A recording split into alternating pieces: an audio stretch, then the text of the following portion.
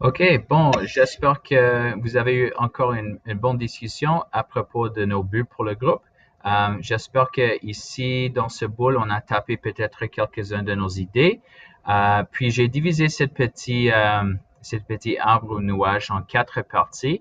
Alors, si vous êtes d'accord, on va laisser comme ça les 4 parties. Sinon, soyez bienvenus à changer ce que tu veux.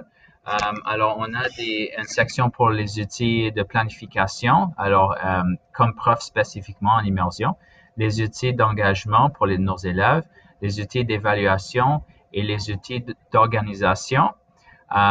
Aussi, avec cette petite Lucid Chart, on peut attacher, quand on a fini avec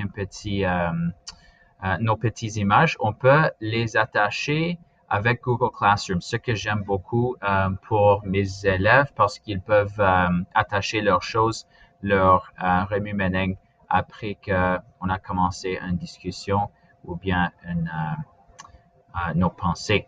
Alors, on va bouger encore maintenant à la prochaine partie, ce qui s'appelle la maîtrise d'intégration des technologies. Alors, je voulais simplement vous introduire à ce modèle parce que c'est important à considérer, je pense, comment intégrer la technologie pour les bénéfices de nos élèves en immersion.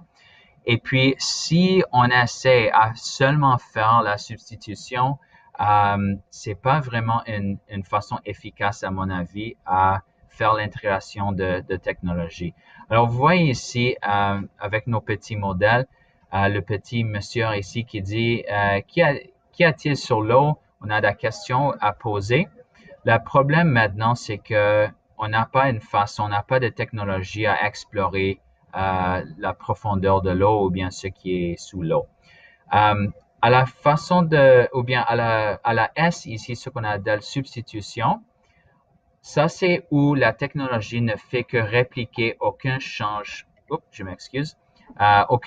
fonctionnel. Alors, un exemple de ça, c'est au lieu de donner une fiche de pratique, par exemple, on place nos questions sur Google Classroom et les élèves tapent leurs réponses sur l'ordi et envoient.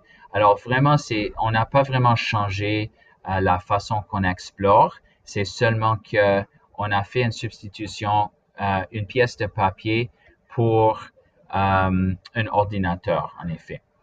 Pour le A, on a quelque chose qui s'appelle amélioration. Alors ici, la technologie agit comme substitution directe d'outils avec amélioration fonctionnelle. Alors, on a peut-être une partie, un outil technologique qui aide l'élève à vraiment explorer un peu plus profondément en même temps qu'utiliser la pièce de technologie. Le M signifie modification. Alors, la technologie ici permet une reconfiguration significative de la tâche.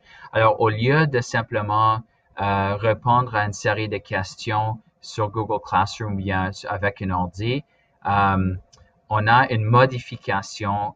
On peut en effet faire quelque chose qui n'était pas probablement possible sans cet outil.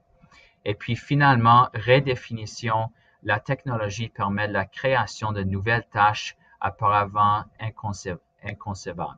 Alors ici, vraiment, on a approché à un territoire qui est totalement différent, où l'élève, en effet, crée leurs propres tâches, peut-être même que les projets qui vraiment n'étaient pas possibles sans un outil ou sans une certaine technologie.